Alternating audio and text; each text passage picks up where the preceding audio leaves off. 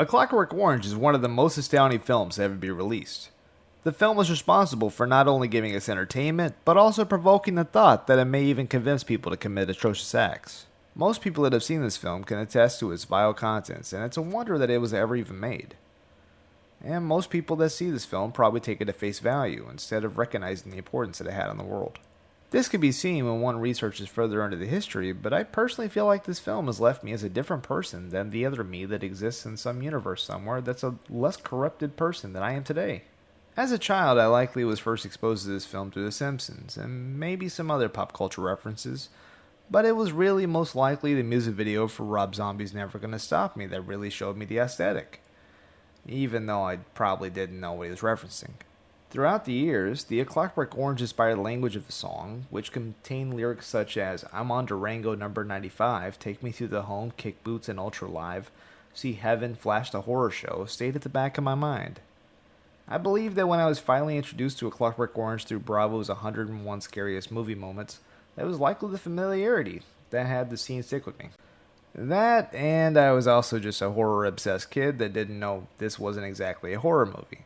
I just saw a guy strapped to a chair with his eyeballs exposed and thought that was cool. This is my first introduction to A Clockwork Orange, but it became a bit of an obsession.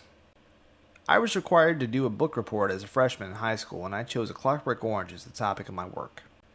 I read the book to the best of my ability, which I say due to the complete foreign nature of the language it's written in, thanks Anthony Burgess, and I wrote the book report.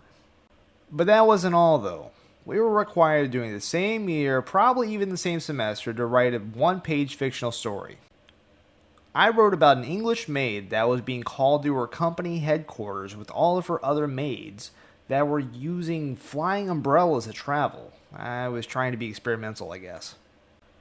In order to tell my story, I used a first-person narration that utilized Alex's style, except instead of saying, "Oh my brothers," it was, "Oh my sisters." My teacher wasn't impressed and immediately asked me, "What is this?" I got a 70. I absolutely love Kubrick's use of classical music, and I think that this film is his best example of it in any of his films.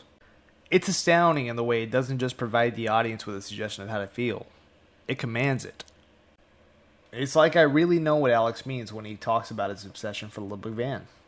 Because of A Clockwork Orange, I'd be using primarily classical music on my own films in order to demand emotion in the same way. It feels more sophisticated for some reason, and I don't know why.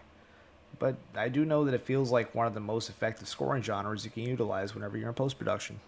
This was my favorite film for years, and it was heavily the reason why I dove into Stanley Kubrick's filmography. I had already seen The Shining, but I didn't know it was by Kubrick, so that was a pleasant surprise. It wasn't until just a few years ago that I was watching A Clockwork Orange and I was laughing because I realized how funny it was. I never realized this film that appeared on a show called 101 Scariest Movie Moments was a black comedy. A black comedy, guys.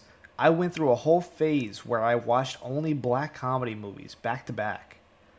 I'm pretty sure I even saw A Clockwork Orange in the category and laughed it off like, "Ha, that's not a black comedy." But it is. I see the humor now. It's funny. It's dark. It's one of the greatest pieces of cinema that's ever been produced, and I continually find reasons to be in love with it, whether it's due to its comedy, the horrific scenes it depicts, or just the beautiful aesthetic that Kubrick chose for the costuming and set design. It's a masterpiece that feels and will always be timeless. Thank you so much for watching. Make sure you guys like, subscribe, and comment below. What are your thoughts on A Clockwork Orange? Do you like this movie too? Is it just me? Is this making me a freak of nature? What do you think? Alright, post your thoughts below and be staying tuned for the next video. Thank you for watching.